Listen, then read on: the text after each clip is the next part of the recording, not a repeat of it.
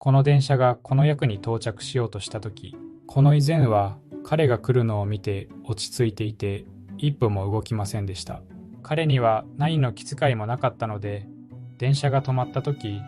人々は電車を線路から突き落とそうとしました。この老人はバッグを使って弦を持ち上げようとした。しかし何人かの人が N の周りに集まっても、彼は動かず、とても陽気でした。それはこの女性がやってきて弦を押して起き上がるまでのことでした。しかし彼がプラットフォームに足を踏み入れようとしたその時、この老人が彼に触れたので、